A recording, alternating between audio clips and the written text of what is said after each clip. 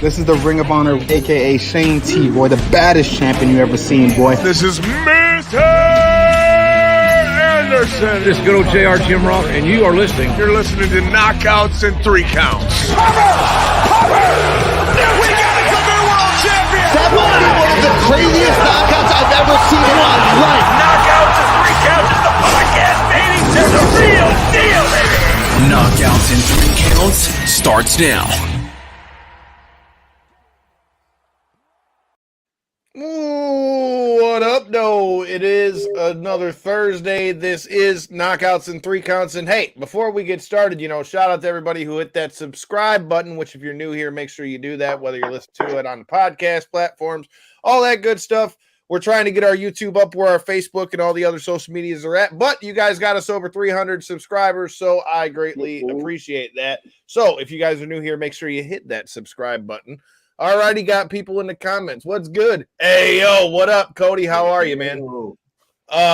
But like I said, without any further ado, it is a Thursday, and if you pay attention to the thumbnail for this, it looks like a wasteland in the background. We're back with a guy who has been, like he said, on his icon shit, trying to conquer other lands and all that good stuff. We have the return of Icon Lee. How you doing, brother, man? I'm doing good. How are you doing? How are all you doing? Doing good, doing good. Shout out to the Sheep. They got you to 300 plus subscribers. That's very good. Good on them. Everybody's got a name for their fans. You call them sheep. We call them fans. It is what it is. We appreciate y'all any way it goes. But if you're new here, like I said, make sure you hit that subscribe button and make my day. But with that being said, it's been a while since we've had you on the show. You and I originally met when we were on our travels to Texas. And at Pale A Pro with Kyle Hessler and all the guys down there. And shout out to Kyle. Yeah. Shout out to Kyle. Shout out to the homie Sam Adonis. I just saw him with WrestleMania doing his thing down there with AAA. But now, as I've seen, you've been making your way through AEW. You did AEW Dark. You were also. To be fair, I took photos. We haven't made that breach yet. But when I do get there, it's gonna be a lot of noise made. All right. So I'm counting the chickens before they hatch. They're coming. But you've been doing your thing over there at Grindhouse and other places. So tell me what's been going on in the world of Icon, man. I've just been continuing my journey, my rise to the top. And on that journey, there's a lot of chatter. There's a lot of peasants who try to knock me down, stop my vibe, stop my rise. But I think I keep proving them wrong, and I keep grinding hard for the Sheep. So, I just got back. Let's start this way. 2021, I ended my year with a title match in Tennessee, right? I didn't win. 2022, I started my year traveling by airplane, by flight to Texas to become the APW champion. Okay, so I started my year with the title match. I won that title match. I think that should show you how serious I am about kicking ass and taking names within my domain. Can't argue that. Well, J-Bone, I know you're new to Icon Lee and his the beginning of his takeover. So what do you got for Mr. Lee in your discovering of Mr. Icon Lee, man? Look, man, first of all, I'm digging the look. When I just subscribed to your YouTube page, I'm checking out some stuff right now. The look is captivating for me. That's always, before I see anything, but I'm watching your stuff, dude. You got some good stuff here. I'm intrigued, bro. And I'm digging the rise at the top, and hell of a way to start off your year with a title. Thank you. Kudos to that. Yes. And it's a super independent, it's a very notable company. Shout out to Devin Storm, Advanced Pro Wrestling. He's one of also the promoters of Pale Pro with Kyle. So, I'd say I'm in good hands, and whoever they want to put in the ring with me, I'm going to kick their ass. It's that simple. I mean, I like it. And, let's take it before we talk about what you're doing outside of Texas. There's a lot. You were pretty much like ahead of the curve with that mask, bro. Like, I mean, with the pandemic coming, you were already doing all right. So, I mean, how much money did you save in not having to get them damn masks? Because you already had it covered. I mean, I know you've got some more that your mouth isn't super covered. But, dude, you were ahead of the damn game. This is the only one, because when I do eventually sell this to one lucky sheep, it's going to be worth a lot of money. And I'm all about new young money. So, but back to the mask, it's funny because I can't really wear this when I go through the airports or when I travel through other means. I can't wear this. They're like, you got to put the conventional sheep mask on. So, but I also had this mask all the way back in 2017. And the whole history of this mask, well, the current history, I'll explain the current history first. The current history of this mask is to protect the sheep from my words, because I'm a wolf and I talk a lot of deadly shit and I don't want them to be manipulated by my words. Okay, so I take the mask off in the ring because I can give a damn about the false heroes that I'm kicking their ass, okay? They can get the full force of their icon. But now, past history of the mask, I had 2K14, I love video games. I created my image that you see in that video game, and the guy had the mask. So I created this all the way back in college when I was at Full Sail University, 2014, in 2K14. I still have the USB drive, so if I were to go get a 360 and pop it in, I'd see my created self that I, created many moons ago. So I had this mask before COVID. Talk about taking a creative character to a next level, huh? Right. Right. You got to bring it to real life. That's what's up, dude. I like that. Look, bro, I've got nothing to hate on about a man who was playing, the video games and all that stuff, because, hot damn it, I remember growing up as a kid going from No Mercy to WCW and NWO Revenge to WrestleMania 2000 to when we moved over to the PS2s and SmackDown Shut Your Mouth. Yeah. If any of you guys are watching this, played any of those games, drop them in the comments. Let me know what games you played. I don't know what kind of game James is talking. I mean, I don't know what kind of game James is talking about, but I mean that sounds like a different kind of game we're talking about. WWE 2K14. You didn't play that? No, that's not what we were talking about. This guy. That's not what we were talking about. I don't know what kind of game he's talking about, but like I said, that's a different type. I was talking about the different wrestling games. I was well aware of WWE 2K14 and what you're talking about with this one. Now, here's the question. You want to know why you were aware of it? It's because you're a sheep and you follow trends. I mean, hey, dude. Give me the sheep mask, bro. Give me the sheep mask. Hey, look, the sheep mask got over with the Wyatts, all right? So, I mean, if that's what I got to do to make me some money, I mean, I've already swung the belts around. Hey, Jay Wiggs, I still got your money and the belt, motherfucker. Anyway, I can swing those around. Hell, I might as well bring around a sheep's mask as well. But let's get back to the matter at hand. We talked about you were doing a lot of things outside of what I've seen in Texas. So let us know, where and what kind of wastelands and places Icon Lee's been showing up to on the other side of the country. So if you follow me on social media, you will see that I've been to Grindhouse Pro, which is in Indiana. It's a little further away than Texas. I've been in Tennessee. So at Grindhouse Pro, I had a program with this guy, this wrestler by the name of Chase Destiny. And, it all started with Chase getting his ass kicked by me. And when that happened, he got a little frustrated. And so the good old pencil at Grindhouse, he said, Icon, I need you to come back and have a match with Chase. And so I did. And I was this close to beating him the second time. I had his leg and a submission. I worked his leg the entire match. He was hurt. He was hurt for many months after. What kind of submission were we talking about? Heel hook, angle lock. Okay. Figure four leg lock and the good old muffler stretch. My favorite. I love the muffler stretch because I can just work on that ACL. And if you're a pro wrestler, you landing on your knees a lot, your ACLs break very easy. So I injured this guy. And he won the match. He cheated. There's some stupid peasant in the crowd who distracted me, and he cheated. But he won this match, and that was the second match. And then we had this whole thing where the radio show in Indiana, they called us to do this press conference, and I kicked his ass on stage in front of a bunch of people. And then we had the third match, and it was a kendo stick match. And so, I've been kicking ass at Grindhouse, and shout out to Grindhouse for bringing me so many times and letting me do my thing there. I will be returning in May.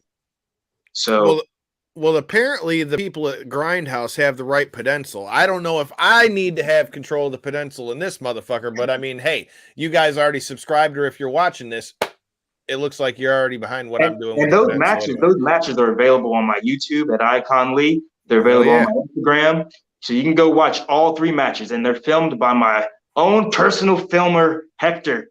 Hector, he's a genius, and I'm one of the only independent guys out there right now that has their own filmer. And I think it's very important for pro wrestlers to have their matches filmed and shared to the world because, to be honest, that's the only way you're going to get seen.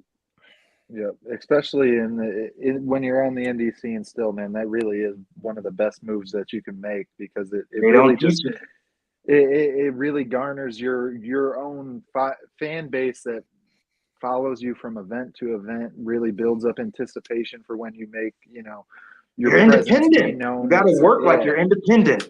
Yeah, you got to make yourself be known, man. No better way than to straight up have your own matches available on YouTube. Exactly. You're not kidding. And even with what we got going here, dude, like, it's, if you look at like the beginning of our show to where we're at now, like so many things have changed, and even at that, you got to know where to show love, like just how you were showing out love to Grindhouse a second ago. J-Bone is showing love to past guests of the show, Janai Kai down there in the bottom right-hand corner if you're watching this. And, I've got to give a shout out as well to our sponsors at G3 Payroll and Tax. If you haven't gotten your taxes done, you might need to hurry up. I'm just telling you, I work at the post office. Uncle Sam's coming for you, G. He's going to get you.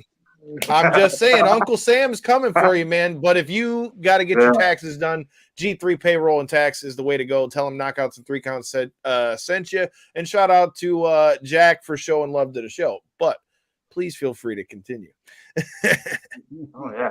So you guys got any questions for me? What do you got? Hit me with something. I do got questions, man. Brian Pillman. Brian Pillman, dude. I got questions about Brian Pillman. So the first time we met Brian Pillman was with past guests of the show, James J.C. Campbell from Dave and Chuck the Freak here at 101 The Riff. We were there was an upstart promotion that I'll just leave alone that was starting up here that he was going to do commentary for, and lo and behold, we were actually out before a SmackDown, and it was Brian Pillman,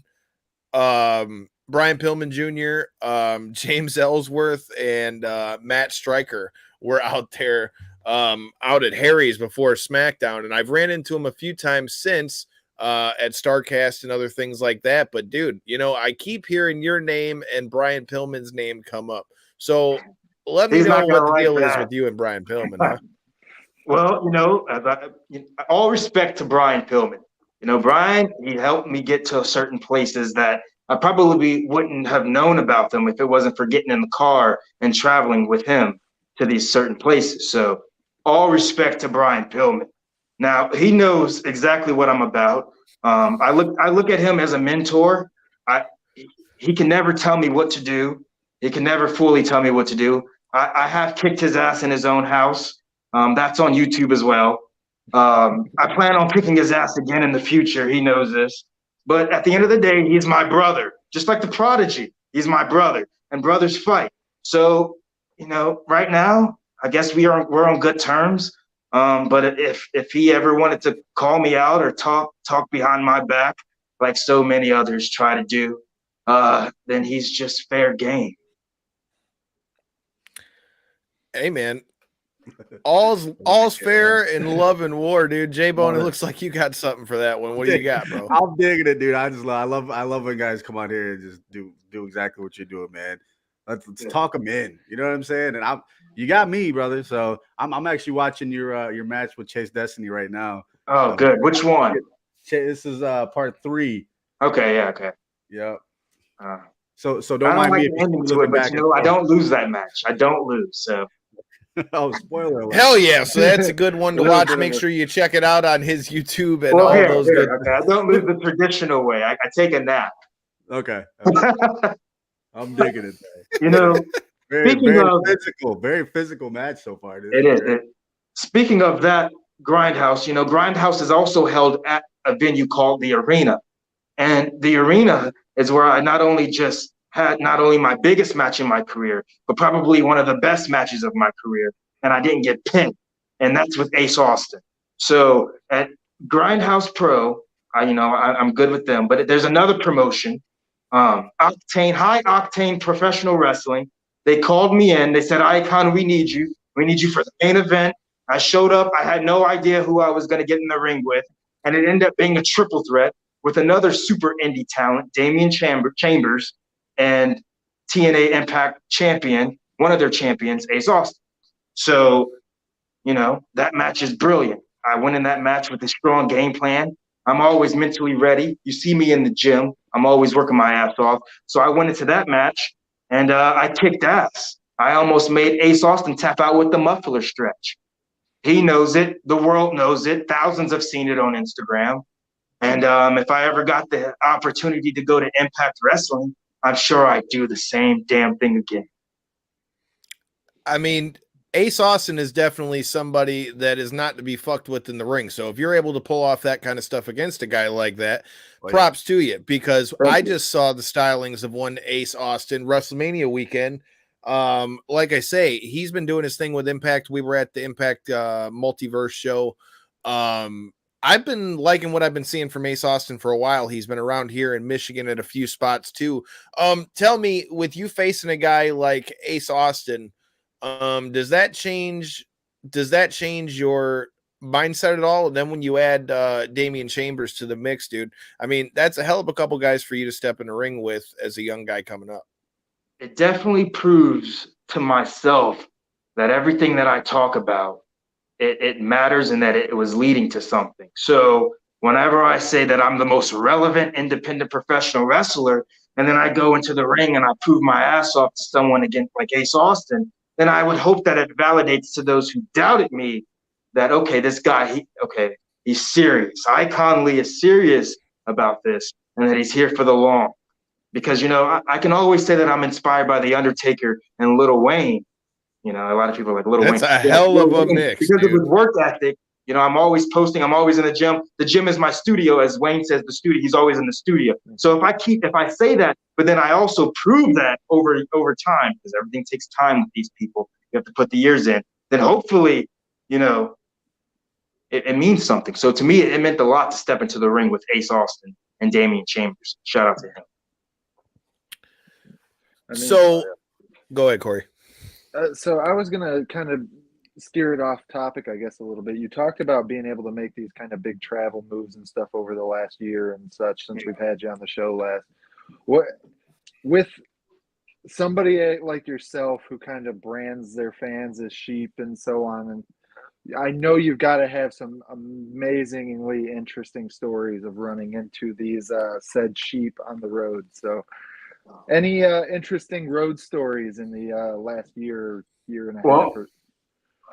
So, yeah, I mean, from Chicago to Texas, I run into a whole range of different people, from ignorant fans who say things they should never say to me, and to like the best fans that celebrate 420 with me. So shout out to Chicago Rob. He's up in Chicago. He's a brilliant sheep. He's a wonderful fan. He's a black sheep. He's more than a sheep. He's brilliant. And I've had some sheep that have said, Icon, I want you to send me a picture of your abs for some money. And, that's the weird. It gets really weird. Both female and male. So it gets really weird out there. But Icon OnlyFans coming soon. In their dreams. That'll never happen. You better just follow me on Instagram and keep it pushing. Pushing P. But so when it comes to the sheep, I mean, it's a whole range of people. As I expect that, the more I get, the wilder it's probably going to get. So it just is. I always stay humbled, and I'm happy that I'm able to sell merchandise to people that I've never met, and they're all over the world, and they're willing to pay me through PayPal, Cash App, all that good stuff. So I think it's very important to have fans, or sheep in my domain, as I would say. I mean, I can't argue that. Like I said, we're always trying to do our thing with that. Shout out to everybody who just picked up that new Knockouts and 3 Count shirt, courtesy of past guests of the show, Lindsay Snow, who, she may have only wrestled twice when we were down there at Mania weekend, but dude, we had a hell of a time with Lindsay Snow. Mania weekend. Dallas was a blast. I am ready to go to Vegas. But with that being said, I mean, where are some of the biggest places that you've got on your map that you've got pinned out that you want to hit in 2022? So in 2022, I've got some crazy dreams. Okay, so me, I'm always reaching far. A lot of people know I reach far, so I definitely want to go and wrestle in Australia. All right, it's a very, very nice promotion out there that I would love to wrestle for. I've never wrestled out of the United States. Who are they? Shout them motherfuckers out. World Wrestling. It's called World Wrestling. I'm with you. Yeah, I'll show you later. I definitely want to return to Parlay Pro. That's definitely in talk. So I plan on coming back there. I started at Parlay Pro. I'm one of their originals, so it's always right for me to go back there. I do plan on going to a seminar in Cleveland for CYN, Control Your Narrative, EC3's Whole Creative with Braun Strowman, or as you know him as Adam Scher. Shout out to AJZ. He's a good brother of mine. I got him down at Parlay Pro. He wrestled down there, and he's helping me get up there. So shout out to him. I'm going to go up there and prove what I've already proved to the world, and that I am an icon living. So, those are some of the big things that I have coming up. So you mentioned Control Your Pro, Tennessee. I'm going back to Tennessee. I have a lot of things. It's just, I can't explain it all. I'm not going to tell you all right now. You're just going to have to witness it. So the one that you mentioned out of those that I wanted to touch on, you mentioned Control Your Narrative with EC3. A lot of stuff in the media and in the news with them as they've been starting, obviously saying he's going to have different different rules. There's no tope suicidas, stuff like that. And, it's going to have a real raw feel to it. I mean, I know they're coming here to Detroit May 14th.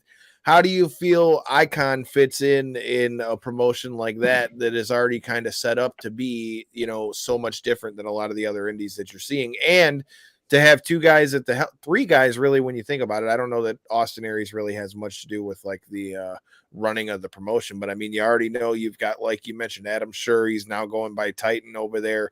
And then you've got EC3 and then Austin Aries is there. So what are your thoughts about, Control Your Narrative, and how do you feel like you'd fit in there? Shout out to AJZ as well. You see, I don't do the flips in the ring. I don't do the flips, right?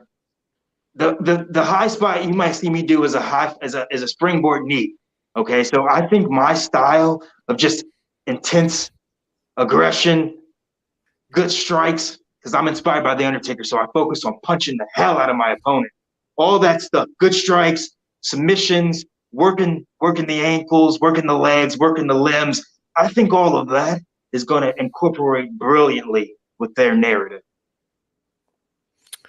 Can't be mad at that, dude. A submission and strikes seem to always get the job done. I mean, look at what we were just saying with Bilal Muhammad going into his fight. I mean, he just mixed it up with takedowns to the strikes and got the dub when a lot of people thought that Vicente Luque was going to get the dub. So, I mean, it's kind of hard to argue that fact, but I don't know, man. I'm excited to see where you end up and what's next for Icon Lee. So, like I said, brother, man, let them know where they can find you. Let them know where your social media, all that good stuff. And if you got anybody else you want to call out or anybody you got some shit to say to, like I said, we ain't scared here, so the floor is yours.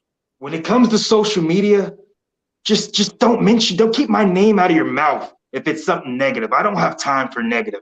Because if you say my name, I'm going to put you down like a dog, okay? So just keep my name out of your mouth. That's all I got to say.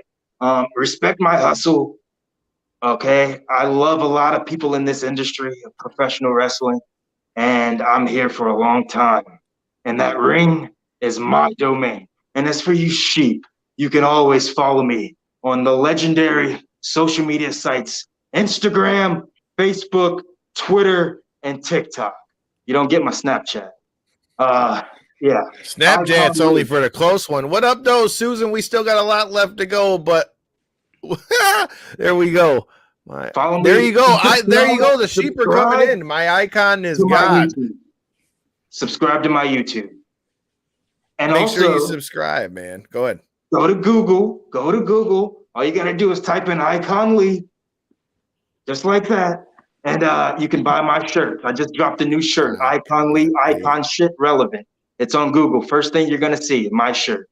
It's on Pro Wrestling Tees. They've always been good to me. Shout out to Pro Wrestling Tees up in Chicago. And go buy some merch for me.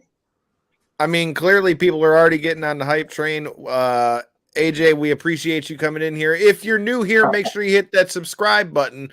He says his icon. He said his icon is God. You know, you said you're here for a long time. Tonight we had a good time. So, like I said, until the next time we bring in inspirations, Lil Wayne and Undertaker. I gotta be here. Right? If I'm gonna talk that shit, I gotta put the work in. Two of the hardest workers in entertainment history, right there. So that's damn right. Shout out to them, man. I love them. Hey, man, like I said, we're with it. We're following you at Icon Lee. If you haven't already done so, make sure you're following us at KO3C Pod. And until I see you on the road the next time, or you make your way down here to Michigan, brother, man, we appreciate you on the show. Thank you. Send me a shirt. I'll rock it.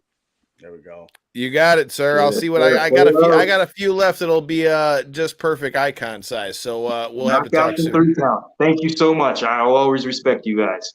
All right, brother. Hey, man, you already know. Great to have you on, man. Thank you. Do icon follow you everywhere? Let's go. Hey, man, we appreciate everybody that come in here, both new fans and apparently some of Icon's sheep. But J-Bone, what were your thoughts after your first go-round with Icon Lee? Dude's got it, man. I love the mask, bro. Got a little MF Doom inspiration too. You know, I'm a hip hop guy, so I dig that. I'm watching this stuff as we speak, man. Dude's very physical. I'll be keeping my eyes on this guy. So I like what I saw, man. I'm looking forward to seeing him in the future too. What do you think? We need to see him out here at BCWA or something like that? Absolutely. I was just gonna say that. Get him out to Michigan. Oh, please. Shit! It looks like he's got himself a new fan. Cody says we are sheep. I don't know, man. Let's go. Oh shit! See, we return the favor here, like I said, and AJ, I appreciate the fact that you're already subscribed. So thank you, kind sir. Like I said, go ahead. I was just gonna say that's our second interaction with the icon himself, and both times have been great. So yeah, shout out Icon. Wish nothing but the best going forward for him. Oh yeah. I'm with that, dude. Like I said, I respect anybody that's out there grinding just like we are. I don't know, J-Bone, we're getting ready to head out to Vegas here, dude.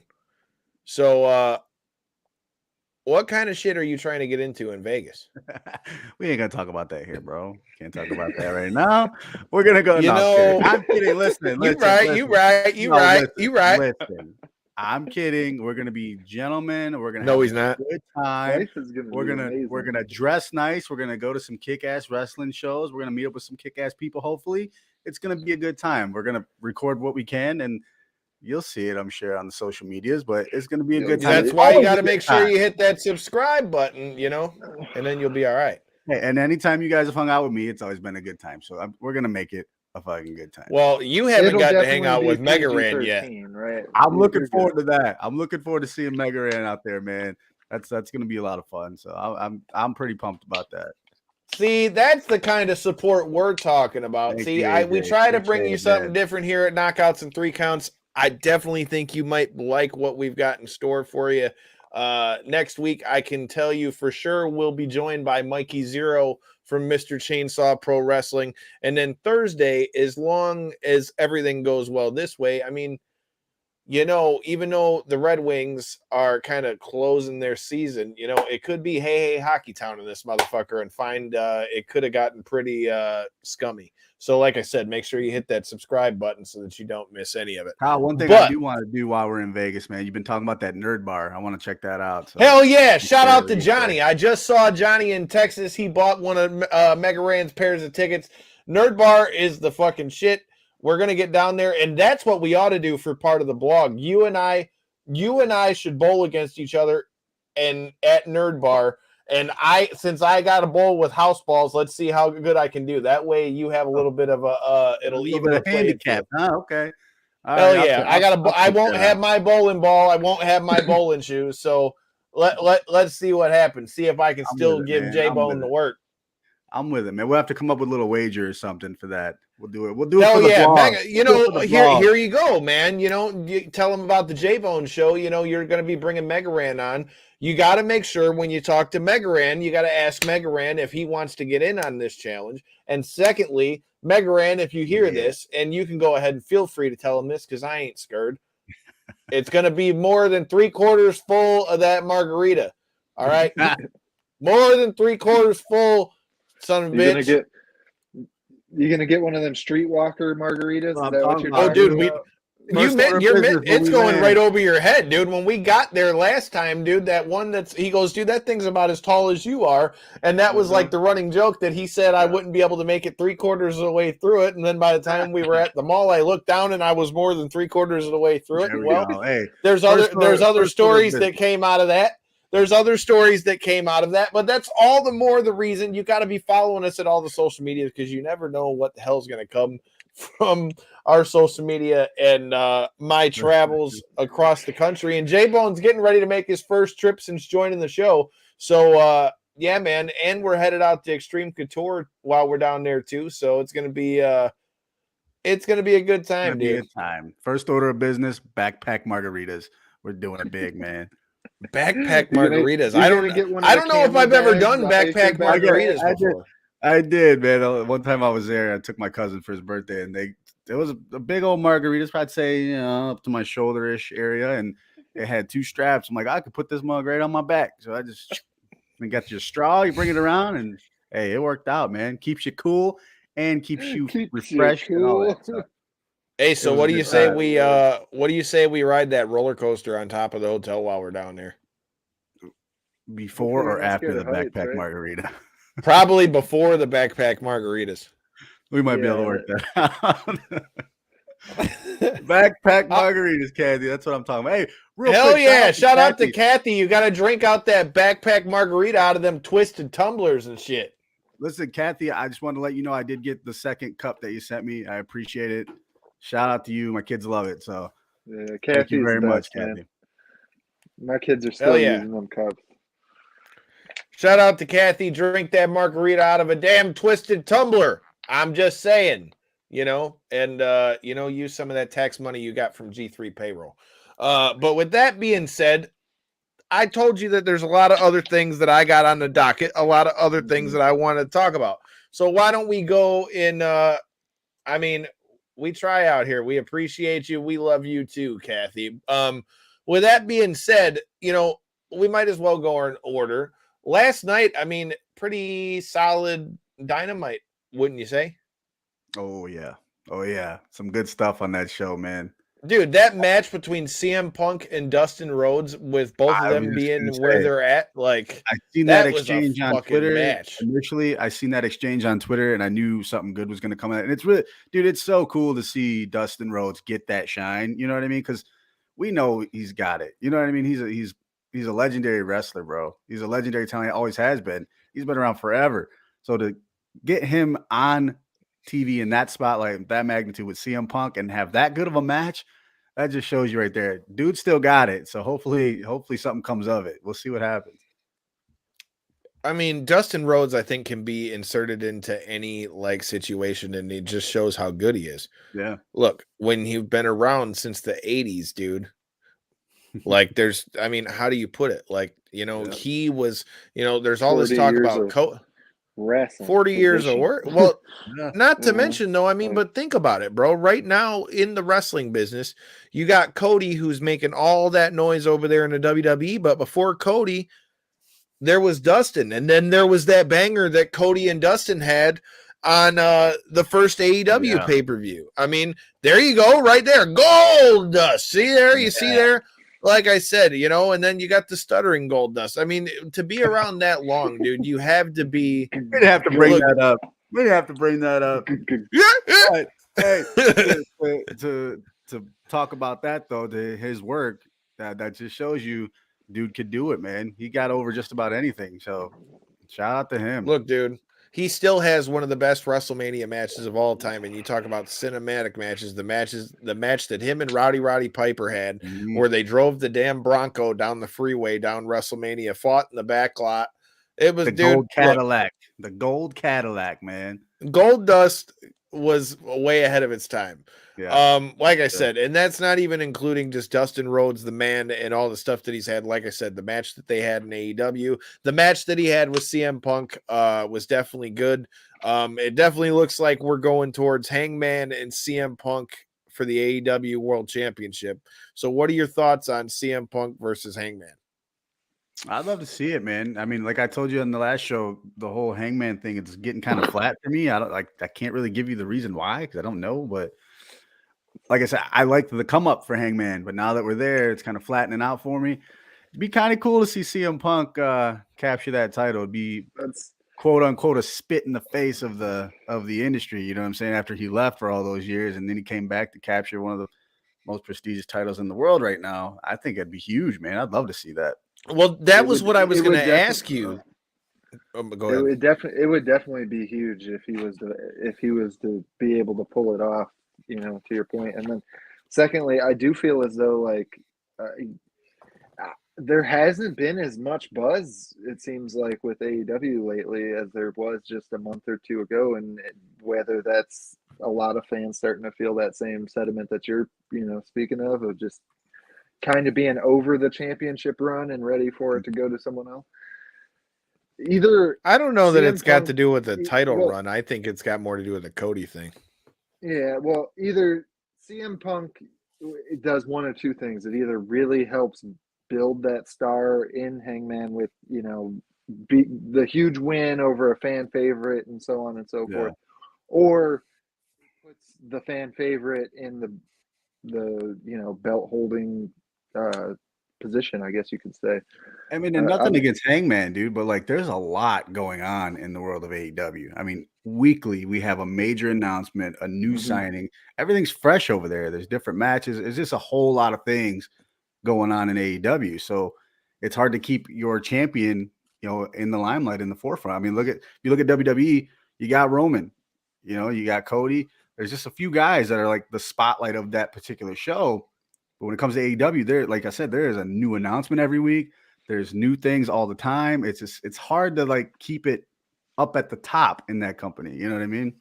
Okay, but that brings up a point that I wanted to bring up though. But so do you feel like with AEW, in the same breath that you say that there's new matchups every week and there's different stuff that's coming every week and all that kind of stuff, even with 2 shows on TV now and then the AEW Dark and all that stuff, there's still so many people that we're not seeing from AEW. And I think that's why you're starting to, see people get out there. Now, do you think if CM Punk goes and wins that title from Hangman Page, do you think that it catches backlash?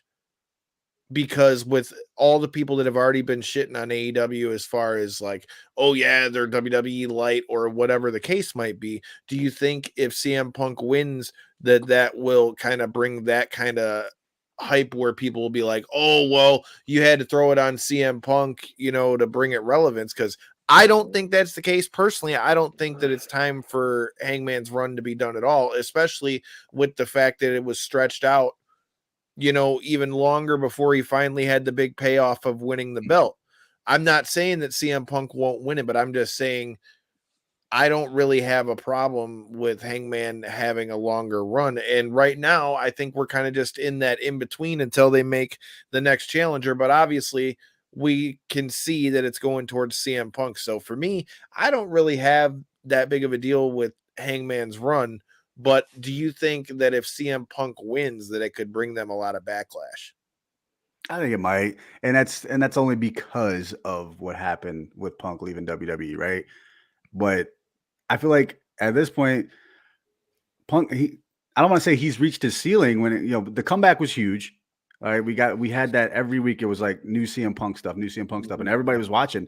So like right now, it's like he's having great matches, but what was it all for if he's not going to come back and win a title, right? So at one point, and maybe now's the time, let's get the title on him. That way we could say, hey, he completed his journey. He did his big comeback, came back and got the title. We made something that WWE let go look great.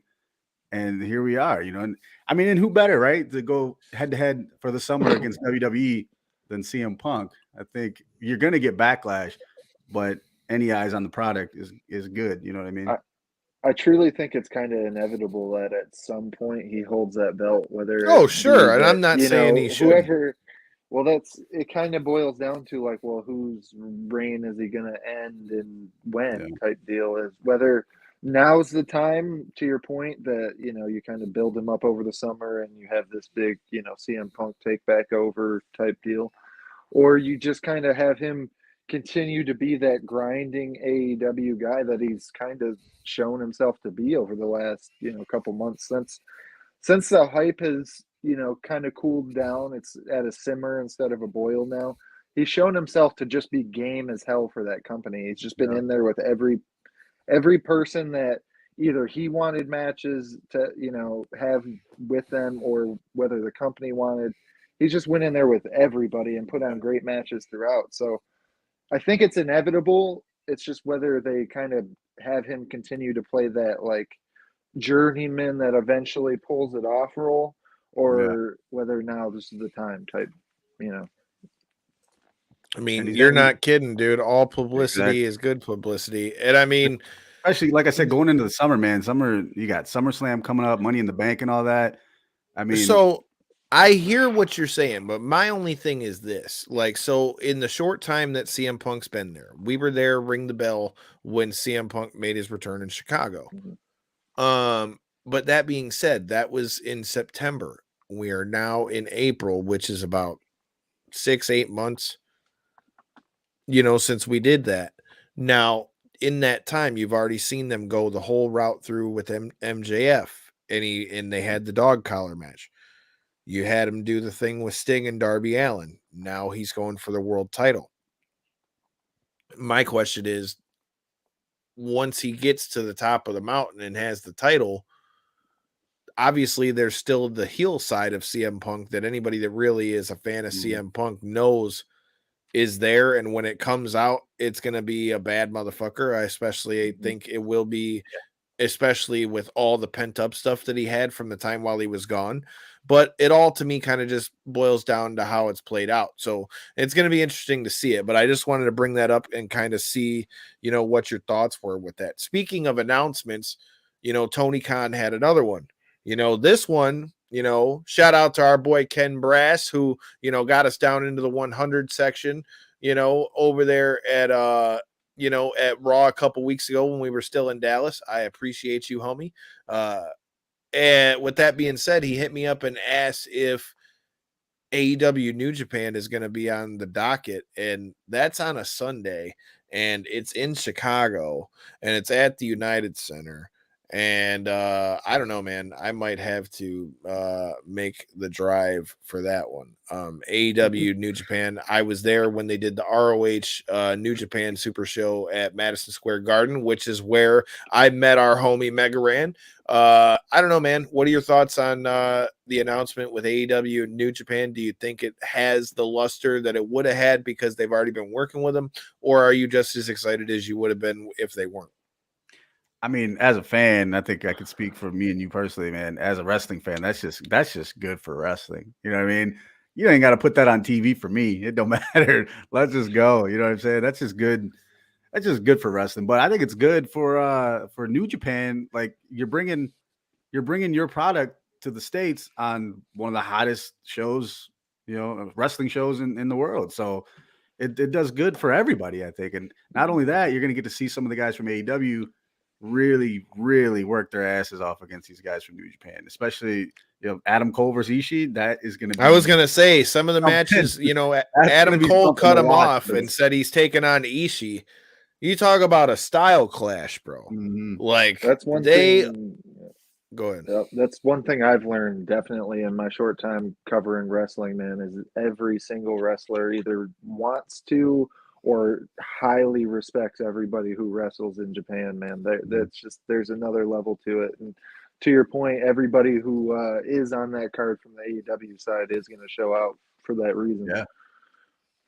Yeah. And I mean, let's not forget, Corey, you're newer to Adam Cole, but Adam Cole had, quite the run in New Japan when he was doing his stuff with Ring of Honor. And let's not forget, Adam Cole was the leader of Bullet Club at one time, which we also saw Switchblade Jay White come out which he said this has got to do with more than Bullet Club and the Elite, man. I mean, Switchblade Jay White, was putting on bangers WrestleMania weekend, and to see him pop back up in AEW, he was at the Impact Super Show when we were there with fellow Bullet Club members, the Good Brothers. So I mean, I don't know, bro. That show is gonna be money. Like I said, That's on a Sunday night, right? Yes, sir. Sunday night show. Okay. Yes, sir, dude. I gotta go check the vacation time schedule tomorrow. So.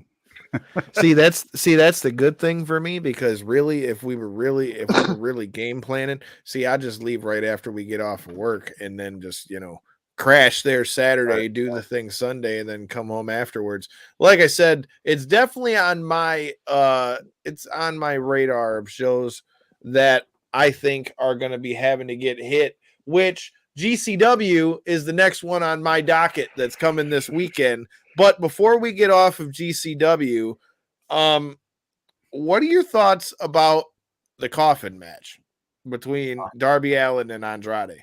Dude, I didn't notice at first. Initially, when I first watched it, I was doing some stuff, so I went to go back and watch it. I did not even think about the tacks that were in that coffin. Like, what a nice touch on the tags in the coffin. But for me, I mean, dude, Darby, bro, that dude, he talk about putting your body on the line, bro. That guy takes some of these scariest bumps, if that's even what you want to call them. He just tosses himself around. You know what I mean? Like, we've seen that guy get thrown downstairs. He's crazy to me. But biggest takeaway for that match, and this is just showing my age because I'm a Sting guy. When Sting popped out and he's in the crowd and he took the mask off and it was Sting. That got me at first, because at first I'm like, well, why the fuck are we focused in on this guy? And then when he took the mask off and he had the real paint on behind it, I was like, all right, well played. Initially, I'm like, where's Sting at? What's going on with Sting? And then pops up in the crowd, and it's always Sting under the Sting mask in the crowd. If you go back to the WCW days, everybody knows that. It's always him. But then he jumps off the balcony. Dude, again, how old is this guy?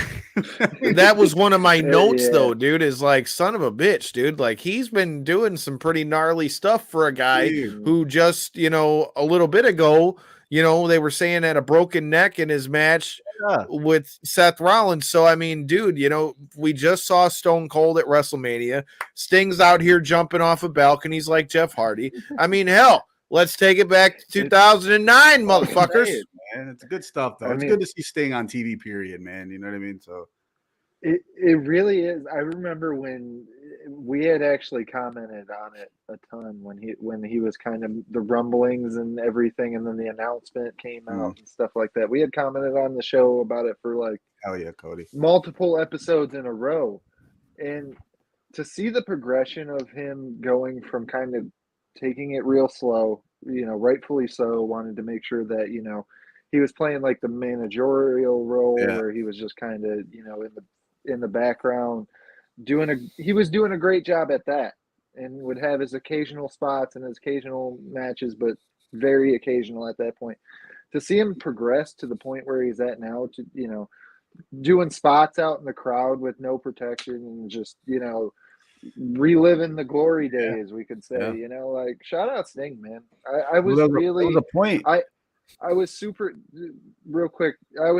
skeptical, man. I was super skeptical, and I had talked about it on the show multiple times. And did it really turn another direction. Shout out Sting. There was a point when he took that first power bomb. Who was it from? I want to say it was Brian Cage, right? Kyle, you might remember that. Yeah. He took that power bomb, and the whole wrestling world was just like, oh, you're like, oh no. Oh no. Oh no. And I think he might even have took a buckle bomb at one point. And I was like, oh, dude. He did. No. And then now, if you fast forward to now, everybody's like, oh, I can't wait to see what Sting does. What's he gonna jump off something tonight? This dude's flying through the air again. Dude, I mean, I feel like it was kind of like a wait and see thing. And now at this point, I mean, dude, help. Shout out to Sting, dude. Get out there and get it how you live, big dog. Like, I mean, he's been putting it on the line for a long time, and at this point he's not looking bad, so you what can you say? But you want to talk about bring them out? How about Britt Baker bringing the motherfucking Steelers out? Yeah, good for her, man. Had the terrible towels going and all of it with the Steelers gear on and all that. in Pittsburgh too. Shoot, man. Yeah, Britsburg, bro. Britsburg. We ain't gonna talk about how the Steelers are gonna look this year, but hey, that's a Hey, you better not say that too loud around Jimmy Smith. If you guys are new here, make sure you check out our chat with WWE Raw commentator Jimmy Smith, diehard Steelers fan. But hey, I'm Lions fans over here, bro. It doesn't get any worse. So yeah, I was gonna say. I mean, all this shit. They did tie. They did tie with us, bro. They did tie with us, bro. Yeah. I just want, since we brought up the Lions and it immediately popped in my head, did you guys see this new gear that they came out with that just says salty? That's all it says. Yeah. Hey, as a Lions fan though, are we not the most like infamous for just having this like off the wall? What, being dumbass fans? Stuff. Well, that too. We just have like, I always see the one at Meyer during football season says just one before I die or something like that, somewhere along those lines. It's like it's got the Super Bowl trophy and the Lions logo. It's like, dude, if we're not the best at making fun of ourselves, they have to approve that. Like they have to go through that chain of commands to be like, is this okay? Can we just win one? Yeah, definitely. People will buy that shit.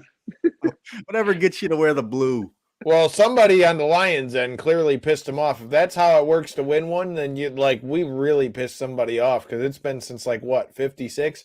Like, dude, we really fucking pissed somebody off bad, dude. Yeah. Thank you, Corey, for introducing me to Red Stripe. Hey. All right. Jamaican for beer. Amazing. All right. Jamaican, man. You liking that Red Stripe. If you guys are watching, let us know what your drink of choice is. What's your favorite beer? I, for one, got to tell you, you were talking about Johnny. We got to go see Johnny at Nerd Bar. Shout out to Stone Cold. What? I really like that Broken Skull IPA. What? It tastes really good. I'm just saying. It was really good. I tried it at Nerd Bar. Like I said, Bar? Yes, bro. When I saw that on there, I was drinking something totally different, and then saw it was on there. I'm like, wait a minute, we can't get this in Michigan.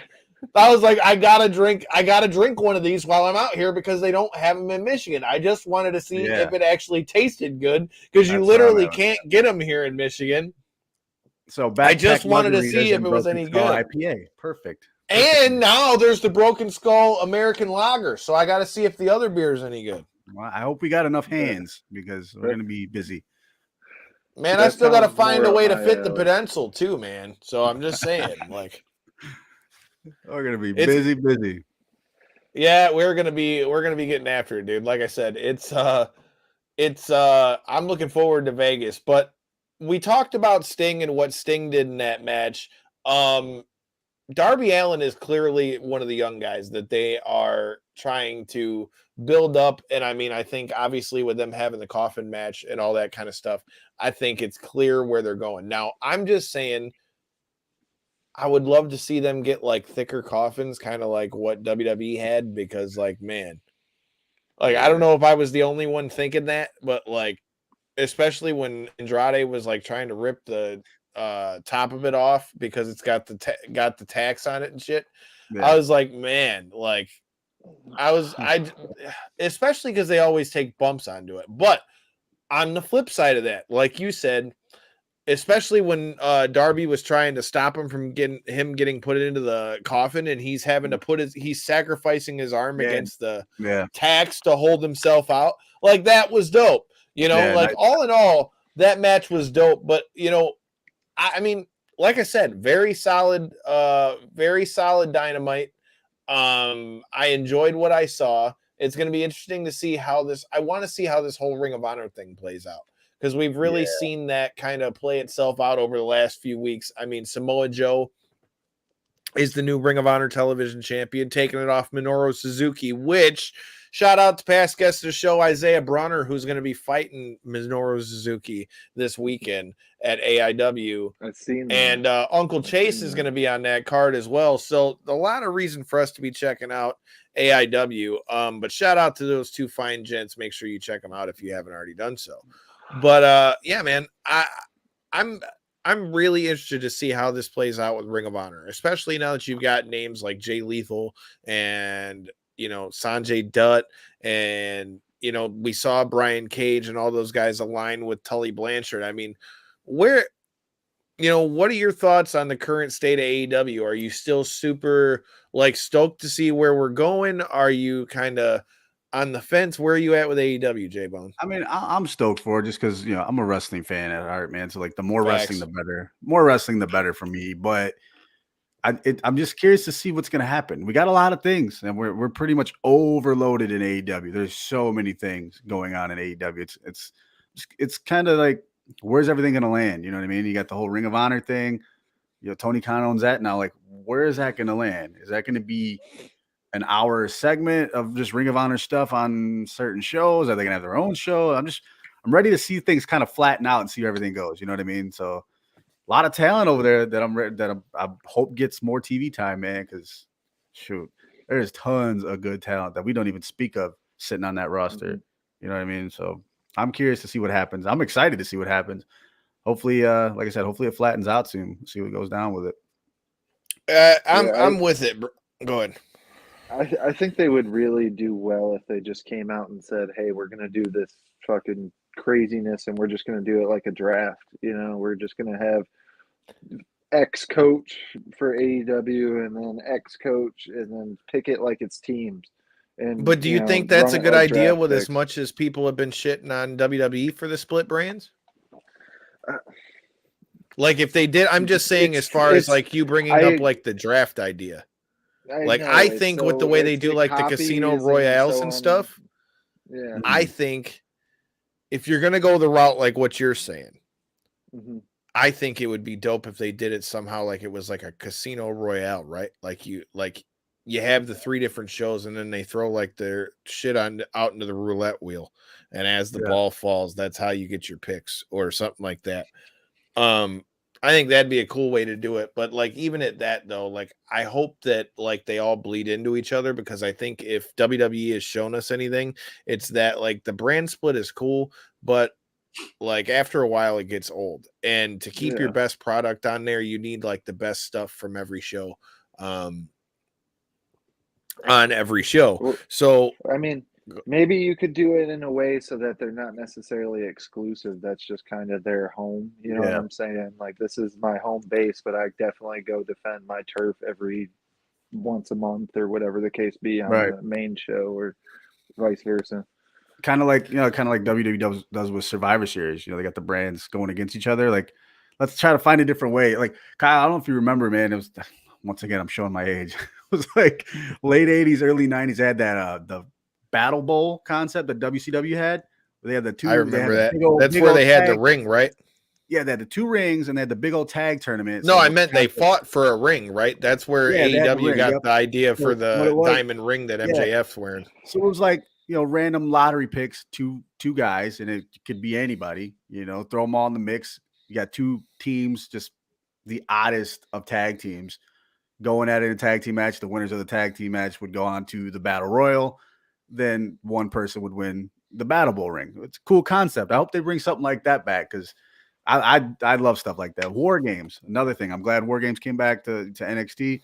Maybe they can implement something like that somewhere in AEW. Something, obviously we can't call it War Games anymore, but I'd like to see Ring of Honor, New Japan, AEW somehow clash in a sense, in that in that magnitude. Some kind of I just thought about this with you saying this, but this is something that you should remember. Corey, you probably won't, but do you remember when WCW did the big show in LA where they had Jericho and Mysterio and all those guys on it when they teamed up with AAA? I'm trying to remember what the name. When Worlds Collide. When Worlds Collide, Yep. Yes, remember that. So they had so many guys from AAA and all this stuff, and it was all a meshing of things. So this relationship that they have with New Japan, I would love to see, since AEW doesn't do necessarily so many pay-per-views, which I like that. What if, for those quarterly shows, if you started having a When Worlds Collide type deal where AEW, New Japan, and whoever else, if they wanted to incorporate anybody else, but where you did those co-branded shows where you would see matchups that you don't ever see because it's New Japan, and this one, you don't know what's going to happen. I mean, they're literally calling it the Forbidden Door. That's what it was started off of. I don't know, man. Like I said, I would really like that around like Wrestle Kingdom. You know what I mean? It'd be cool to see AEW shoot over there. It would be dope. You know what I mean? So I'm sure we'll Jericho's see. had some of it. You know, this is just the beginning. So I'm sure we'll see something. If you guys got any ideas of stuff that you'd like to see come out of that, let us know in the comments. With that being said, you know, we mentioned that we're going to be at GCW. GCW at Harpo's was packed the last time. It's probably going to be packed this time. We're going to have a whole bunch of us are going to be down there. So if you see us down there at GCW at Harpo's, feel free to come and say what up, though. J-Bone, how you feeling about GCW this weekend? Pumped for it, man. This only going to be my second GCW show. First time I went with you guys, I had a blast. I think we all can agree on that. Yeah. But GCW, man, that's a great product. It's always fun, you know, to watch that stuff. I haven't really got a chance to check out the whole card, Kyle. So I know Bussy's gonna be there. That's always a fun one to watch. But I don't know as far as the actual card yet. So either way, I'm gonna have a good time. We already know how that goes. I'm pumped for it, man. So I'll see you guys at Harpo's. Okay, so I got the card right in front of me. Yeah, Corey's not a fan of good times anymore. We try to get Corey, him. You're not coming, Corey. No, I've been very much looking forward to this amazing weather we're supposed to have this weekend to take my bike out. I've been literally just like my dad. I took it out for like 2 hours earlier because I got off work rather late. And my dad, I'm sitting there like bullshitting with him when I get off work, and I'm literally like. He's like, dude, you got ants in your fucking pants or something? You got to get out that bad? And I do. So I very well might still end up joining you. I'm hoping the event doesn't sell out. What's the start? What time's the doors? It's like 8 o'clock. The show starts at 8, dude. 8? Okay. You can make it. First round. I told you this a week ago, man. We tried to invite Corey out for a good time. He don't like us no more. But J-Bone, I'll make you a deal. First round's on Kyle. Bullshit, because the first 2 rounds were on Martel and he didn't show up to BCWA. He said Easter, not one dude. But 2 it shots. Was literally fucking man, don't even give me the Easter shit. We'll make up for it. The day before Easter, my mom. I'm not even going to defend it on the show. He did say that, but I'm just saying the alcohol's not going to win it. First round. Alcohol's not going to win it. I'm just saying. But I found the card. So, first of all, Devin was like enamored with this guy's name when we were in Dallas. So, Devin, if you're hearing this, you know, and find your way out to GCW, it says we've got John Wayne Murdoch versus Hoodfoot. You've got Bussy versus ASF and Gringo Loco, which is going to be holy hell. Wow. What a mesh of styles in that one. Yeah. Son of a bitch, you were right. Now we didn't get to see Too Cold Scorpio at For the Culture, but it says we're gonna see Too Cold Scorpio versus Minoru fucking Suzuki here. I'm in. Hell yeah. That's gonna be a banger. And then you've got Chris Dickinson versus ACH, banger. And then you've got the Briscoes versus the Second Gear Crew, Mance Warner and Matthew Justice. Oh, nice. Joey Janela versus Bandito, it says. Yeah, dude. Son of a bitch. Did we say I seen it does say Detroit. And then it says Alex Shelley. Not only is he on the card, he's going against the 16-year-old sensation that everybody's been talking about. Like all over the place. Swerve has been fighting him up at Defy, and it's already been said that he signed an AEW contract. He's just gonna finish high school and all that. It's gonna be him versus Nick Wayne, dude. Wow. All right. Hell yeah. You damn right. Alex Shelley versus Nick Wayne, and then you got Joey Janela versus fucking Bandito. Nice. Dude, this card is a fucking banger. And then you've got, for the GCW Extreme title, you've got AJ Gray versus Alex Colon. Like I said, it's going to get gnarly in Detroit, dude. Yeah. It is going to get gnarly. The old me, you know, somebody might be looking for the old them in the mirror after Saturday gets going down. I am looking forward to seeing GCW, the old me. It is going to be a banger. Like I said, if you're in the area and at the show, make sure you come say what up, doe, to the boys from Knockouts and 3 Counts. Like I said, I am looking forward to it. Fuck you, it's not. You know what? Donald bought me the first round the last time I saw him. So Donald, Donald, I don't think will be there. But either way, I'm down to have some drinks and have a good time. Hopefully we'll run into D-Mac down there again. It's going to be a damn good time. Other things that we got to talk about that happen as far as news, I know Bare Knuckle FC is having a card right now. I haven't gotten to keep up with it very well yet because obviously we're doing the show. But, our buddy Justin James is going to fight Julian Let Me Bang. He's going to fight Julian Let Me Bang Lane. What do you guys think about this matchup? Cody, come on, man. They still got tickets. I try to tell Corey. Corey don't like us no more, and he's not on the show. So, Cody... You say you're going, I'm coming. First it was if J-Bone's going. Now it's if Cody's going. This motherfucker don't even want to go if the hosts are going. If you want to go, you'll take the third spot. Corey's already gave his fucking spot up. He don't like hanging out with us no more. He knew about that shit. Cody, there is a spot open for you. See, you aren't. Come on, man. I'm just saying, man. Let's go. Let's go. That's what I'm talking about. I got a feeling. I don't know. I got a feeling Corey's gonna be there, man. I got a feeling. He's gonna get that bike out. He's gonna get it in early. It's always a good time, man. Let's do it. Yeah. That's like when you brought up how good of a time we did have the last time. It was like it was fucking freezing last time. It ain't gonna be freezing this time. So that was the only complaint about last time. So it was cold. Yeah.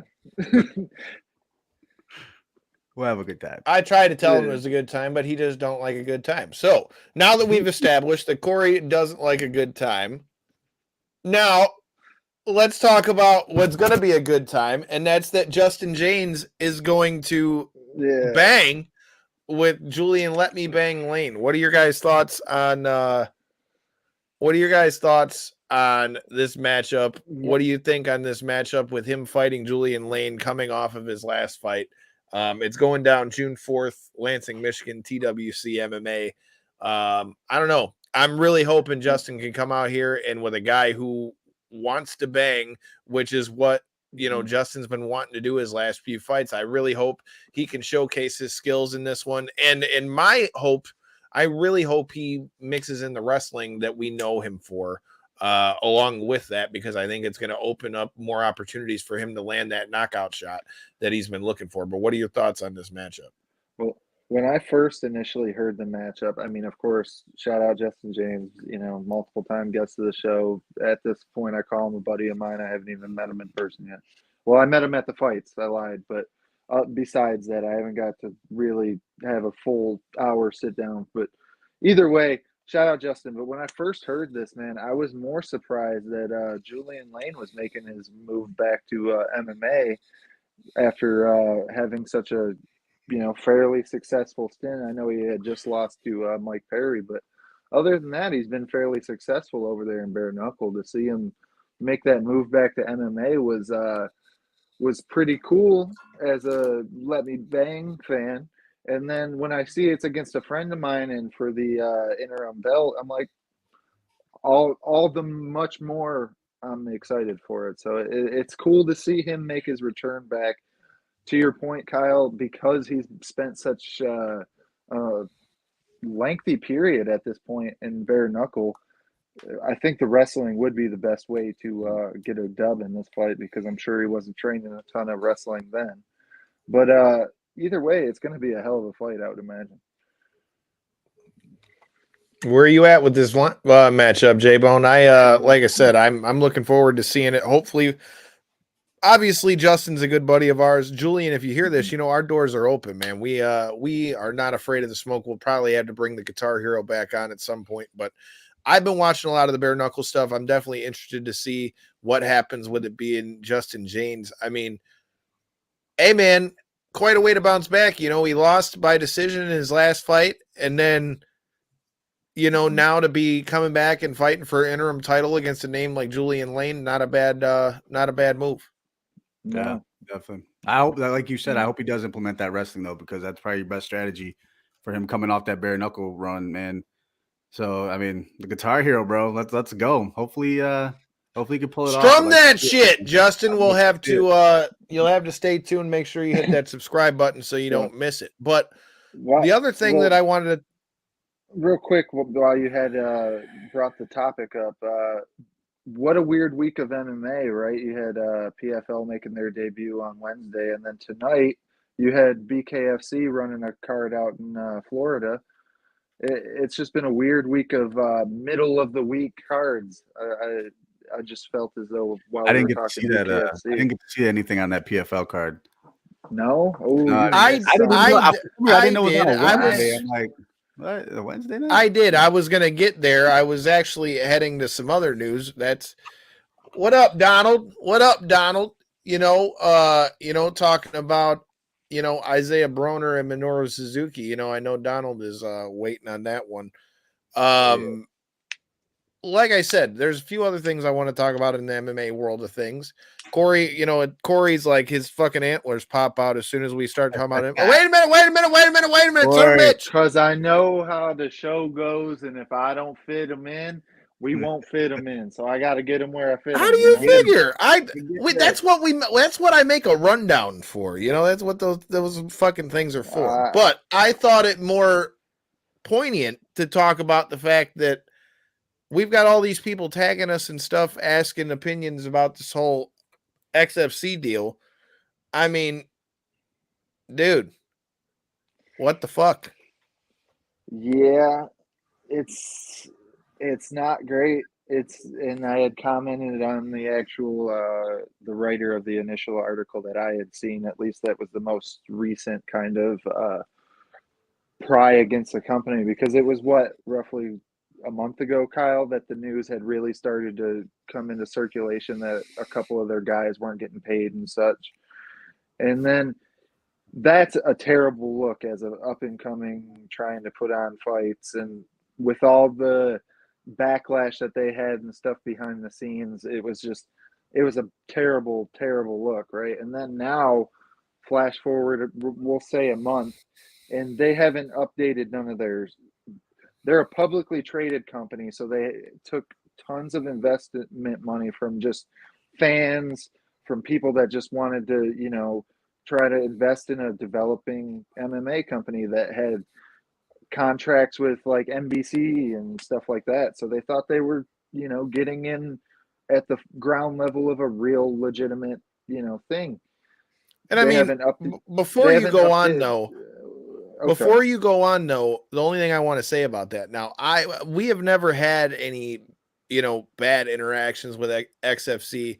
Myron was always cool to us, but all these things that are being talked about are all things that are out in the open at this point. So anything that's being talked about are all things that can be fact checked. I just want to throw that out there because we're not, I'm not doing this to throw gas on the fire. But I mean, multiple past guests of the show, Kenny Cross, Mondo Gutierrez, multiple people that we know are associated with this. This is why we're bringing this up on the show. Austin Bashy, we literally had probably 10 plus, people that had fought for him on the show. And that's what I had also noted in my comment on the article as well, is it's just terrible to see, man.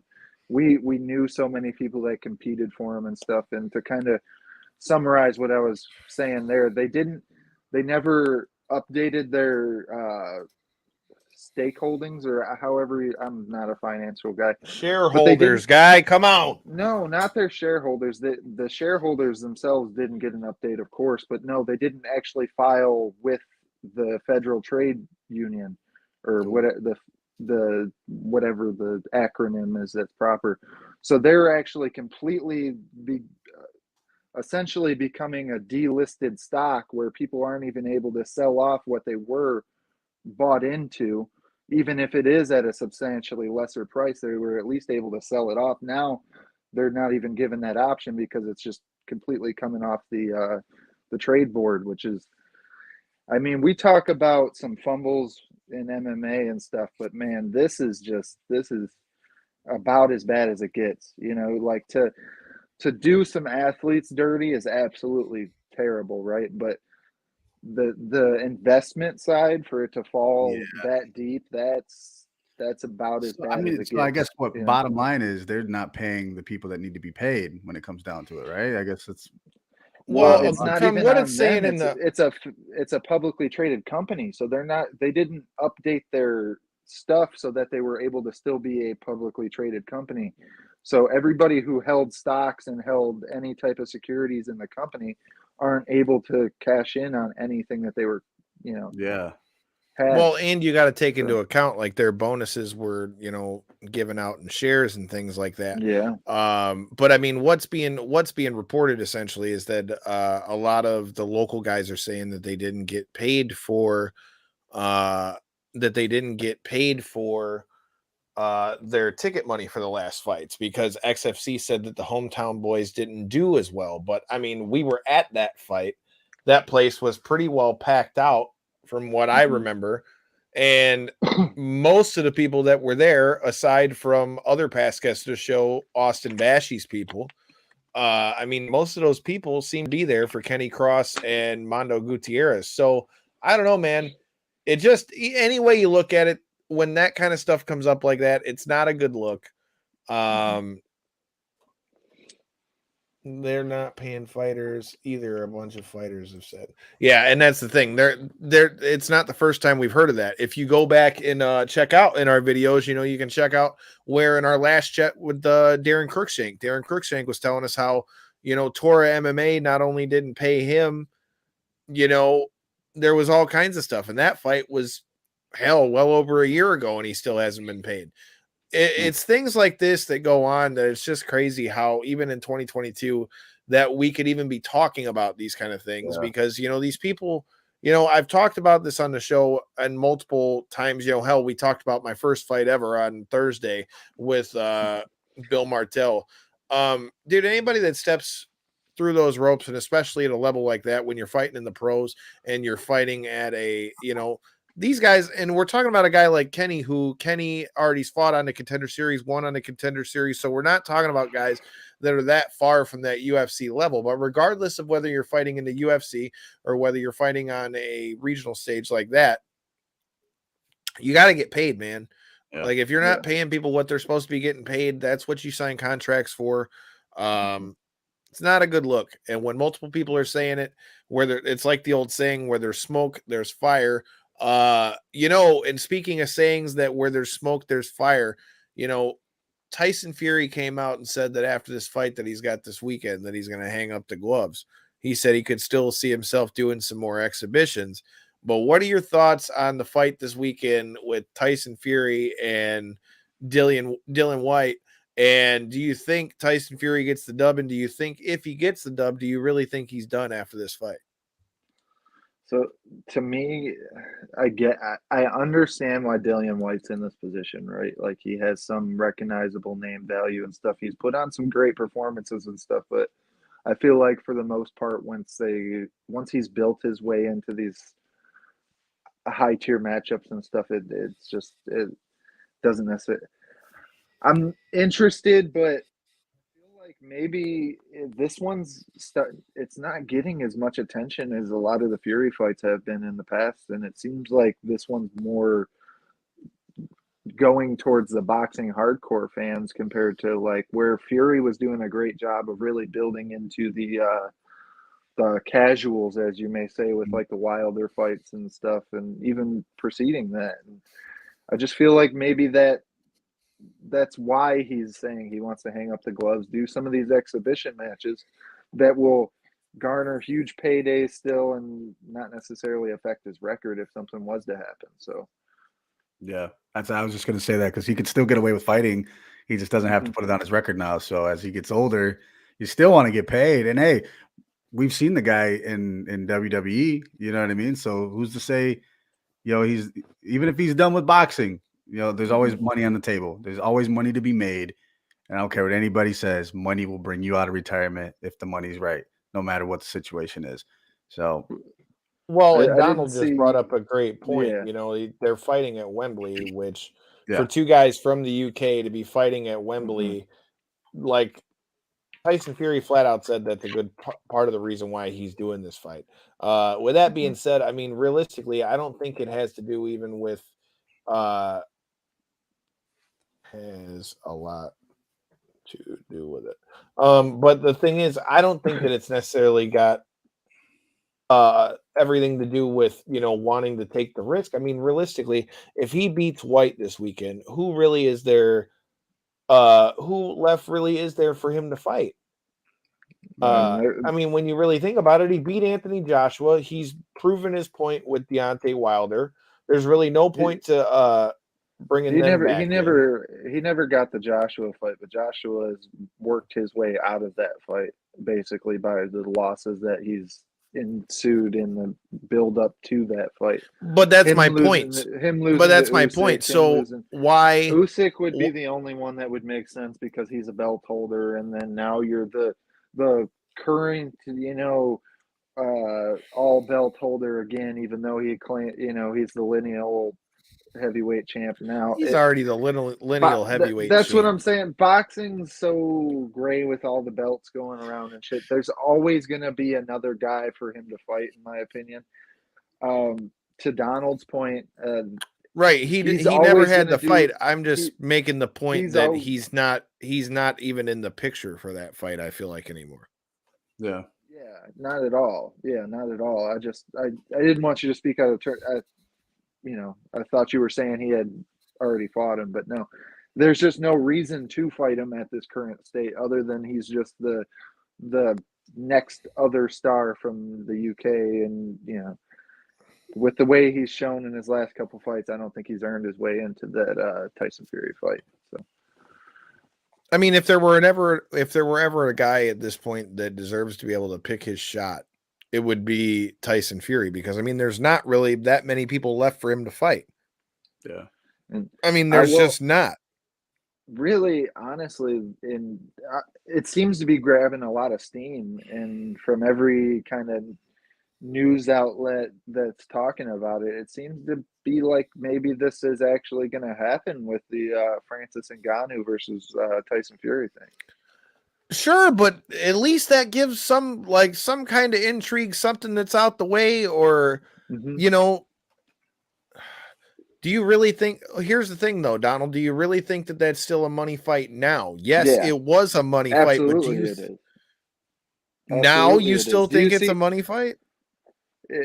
All right, I'm not the most proven. I know Wembley is one of the biggest stadiums in the UK, though, if not the biggest. But yeah, it would sell if this isn't the biggest arena and they already sold this one out. It would sell out the next one up. Because Anthony Joshua, Wembley is the big one in England. That's what I thought. But then they would build an extra row for him versus Joshua. Yeah, there's a reason why they wanted to build that fight up so many times, and then it was kind of fell down the stairs, I guess you could say. It never actually worked out. But they tried to build that fight so many times for a reason. Dillian White, great fighter, he really is, but he's not to the star power that Anthony Joshua is, that's for sure. And look at what they're able to do now. Them ticket prices, that pay-per-view, everything else, it would all go through the roof fighting an Anthony Joshua. So yeah, it is still a money fight, but I don't think he's necessarily as deserving. But them UK fans absolutely are die-hard boxing fans, so they would show the fuck out for that fight. So is there a chance that he wins this fight and then says, "Hey, I'm done"? Joshua somehow gets back up there and then, all right, I'll come out of retirement for this one, but only if it's in Wembley type of gig. You know what I mean? I mean, absolutely, it could. Like yeah, absolutely, it could. But I think the only way that fight happens at this point is if somehow Joshua goes on a run and knocks a bunch of dudes out, because then you could say, well, you never fought me, and I'm back on a run. But if he doesn't at least go on a run and knock out a bunch of dudes, I don't think it has enough luster to make enough sense. So, okay, isn't Joshua's next fight the number one contender spot? I believe it is. That's why I'm saying if Joshua can go in and win the number one contender spot, get himself into a title fight and win one of those belts, well, now you've got a reason for him to fight Tyson Fury. But I got to see him win those next two fights first, because what he did in between when all that was supposed to happen, if he goes in and wins this number one contender fight and then gets his hands on one of those belts, yes, there's a reason for Tyson Fury to fight him. If he goes in and loses in this number one contender fight, I don't think there is. Right. Yeah, well, then the star has really lost its luster. But I mean, to me, after seeing what Ruiz did to him, and then seeing the way that Ruiz kind of came back in that second fight, and then Anthony Joshua still wasn't able to kind of really get him out of there the way that you would think that somebody who showed themselves to be much superior on the night would be able to. Somebody who with this high acumen as him would be able to, and it just didn't show it. And then to come back, get your belt, do everything that happened with the Ruiz fight, and then lead into the Usyk fight, and to just frankly get like outclassed in that fight. To me, I understand, right? Like, I'm a huge fight fan, not as much in boxing, of course, but I ride or die with my guys, whether they win or lose and stuff. But boxing's not always that way, man. It actually is usually the complete opposite. You lose one or two, man, and people are just completely off that train. So I don't know. I understand what you're saying, Kyle. He gets, he wins that title contention fight. I'm saying that's the only way that a fight with Fury makes sense, is all I'm saying. Like, he has to do all that in order for that fight to make sense. I'm talking about what Donald's talking about in the comments. Isn't his next fight for a number one contender fight? Sure, but he's got to win that and then find a way to fight Usyk again for there to be any reason for Tyson Fury to do that. And Tyson Fury's already got the fight that he has on tap here. So like I said, it's going to take a lot, in my opinion, for Anthony Joshua to get that fight. We're already tight on time, but there's also the UFC this weekend. We're not going to go through the whole card. The three big fights on that one really are, you got the main event, or at least what's slated as the main event. You got Amanda Lemos versus Jessica Andrade. I think Andrade is going to whip Amanda Lemos' ass, in my opinion. Just my personal opinion. Corey, come on, man. I see. This one is so up in the air for me, right? Because I'm not saying that by any means that Lemos isn't a dog, but I just, dude, Andrade, I don't think there's anybody that beats her by the champ. Yeah, besides Lemos's debut that she did up 2 weight classes at 35 when she's a 115er, she's looked damn near unstoppable though in all of these fights ever. See, Kathy knows. See, we need to start the Kyle Sportsbook in this son of a bitch. That's why everybody hits me up for your parlays anyway.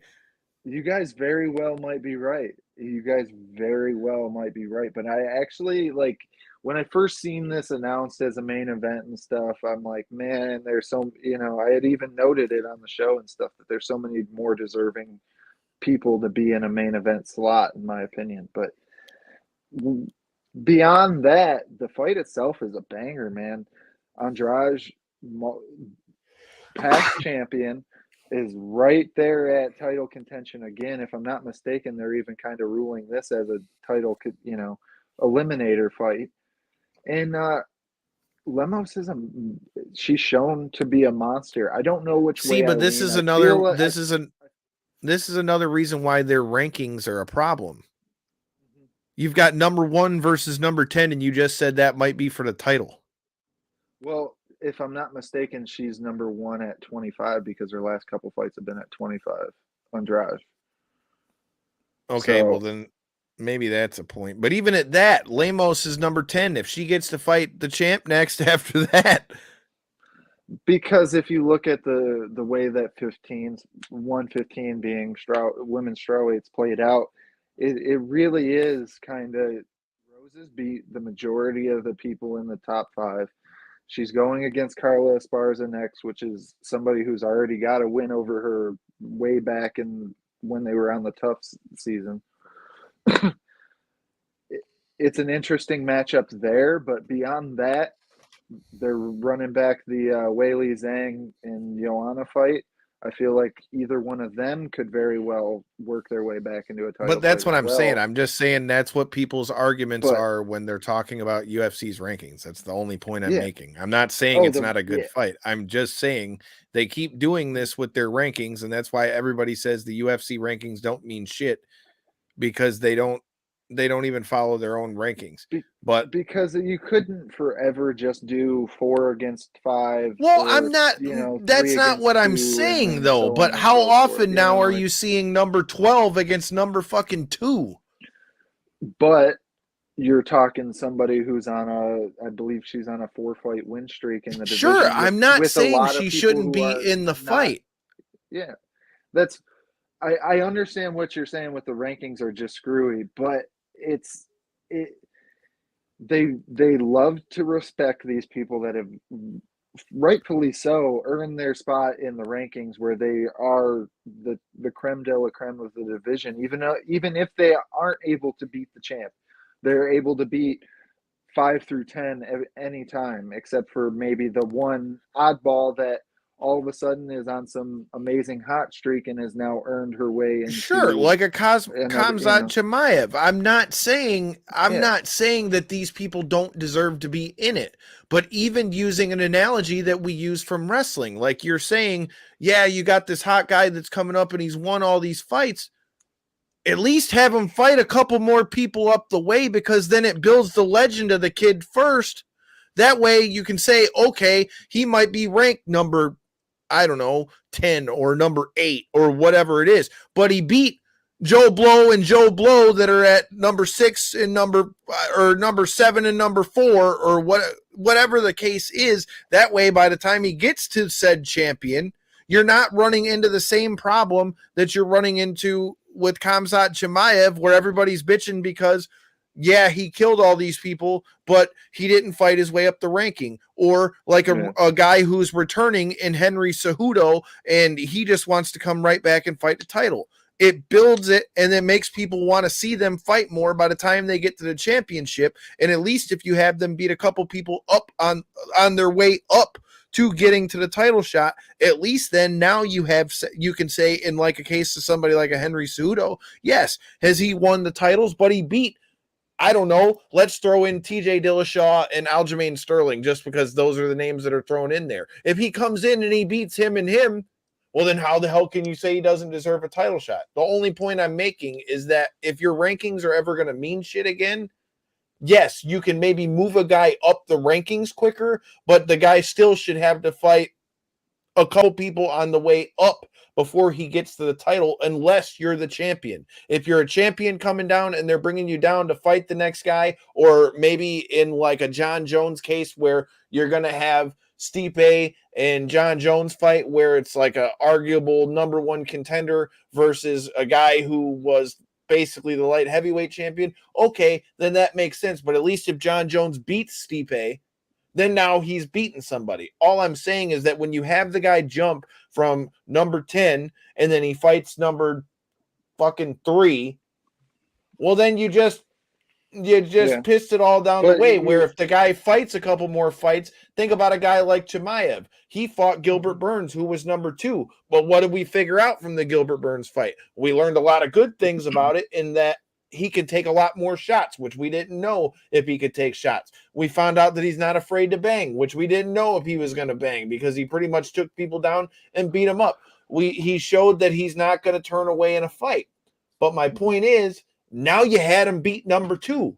Who the fuck's he going to fight next? You're going to have him fight Colby? Because if you have him do that, which is what the next proposed fight is, if you have him go in there and you fight Colby, which I don't think he's going to blow through Colby, even if I don't like Colby, but let's just say hypothetically he goes in there and fucks up Colby Covington. Now you've leapfrogged Leon Edwards, because Leon Edwards is supposed to get the next title shot. And if Colby loses that fight with Khamzat Chimaev, now the other big name that you know they're going to try to still push at 170, because I don't think he's going to go down to 155. And if he goes up to 185, he's going to get fucked up because they're going to be a lot bigger. You've just killed Colby Covington too. So I'm just saying, if you continue to hotshot guys like that without giving them fights in between it, by giving them those fights in between it, you can see if those guys are what they're going to do when they face that higher caliber talent. And it also gives said fighter the chance to say, okay, like Khamzat Chimaev, where I went in there and I had a war with Gilbert Burns, but I learned, okay, I can bang like that, but maybe it's not in my best interest for me to go in and bang it out with these people when I can take a dude down and beat him up. Now, granted, was he able to take Gilbert Burns down? No. But I'm saying if he fought like, again, Khamzat wasn't even in the top 10, I don't think. Or if he was, he was at like number. He was like 8, I think. Oh yeah, if he was, he was at the bottom of the top 10. My point is, if you can have him do that against a couple guys that are on their way up, then when you have that fight with Gilbert Burns, who's number 2, you can't say, well, Khamzat just jumped the line and all that. Because what happens if he goes in there against a guy like Colby Covington, who, number one, I don't like the guy, but I don't like the guy's antics. But like I said, I judge people by what they do in the cage. What happens if he goes in there and goes against a Colby Covington, who is the only guy that's given Kamaru any type of problem, and then gets exposed? Now you've hot-shotted him up there. You can't have him go back and fight everybody down. He'd have to fight at least 4 more people to build his way back up. That's all I'm saying. Is at least if you did that, it'd bring more legitimacy to your rankings, and you wouldn't burn through so many stars, because it also goes back to what I'm saying, why some of these cards, like the one that we're talking about, don't have all the hype on them, because they don't build anybody. Yeah, but you also, if you do that path where you end up fighting all these contenders on the way up and fighting all these top guys and stuff, you end up in the situation where you're literally, say he does win all these fights and ends up becoming the champ. Now what? He's fought all these guys. Now who's his contenders? Now what? He's going to have to change divisions, or else he doesn't get fresh matchups. I agree with what you're saying, but at the same time, I didn't say he has to fight everybody. Well, when somebody showcased that they're to that level, and in this fight he did. He ended up getting the win. It was a true back and forth fight, but he showed that he was at that level. He belongs in that region, whether he's able to get a win over the likes of a Covington or not. I'm not saying that he's not there. I'm just saying that if you hot shot a guy like that, once you jump him to the top, it's not like you can just go right back down either. If you lose, and you fight another contender. It is what it is. You might not be back in the number 1 contender spot, but there's always a winner and there's always a loser in combat sports, man. I mean, you know it as well as I do.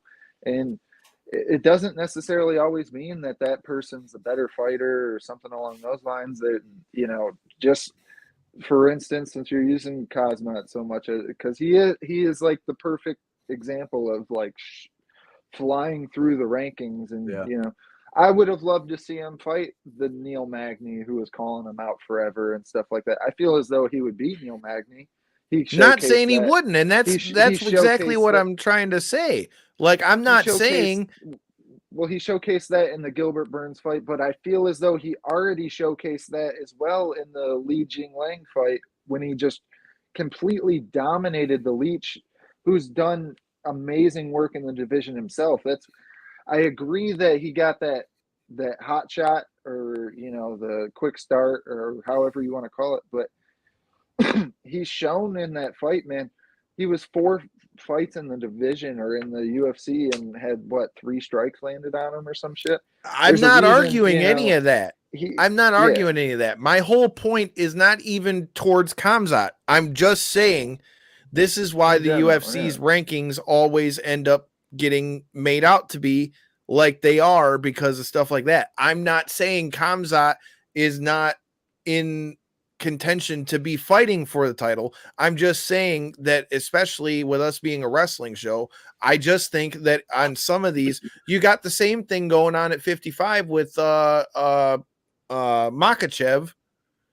I mean, I'm just saying that if you continue to beat a couple guys on your way up and you can say, okay, well, he faced this test with this guy and had to deal with a ground specialist here. And then he had the fight like he did against Gilbert Burns where they banged it out on the feet and he showed that he can take a shot on the chin and keep fighting. And then he had a fight with whoever the fuck and was able to put it all together. All I'm saying is a good build brings it to you, just like a good build is bringing me and J-Bone back to GCW this weekend.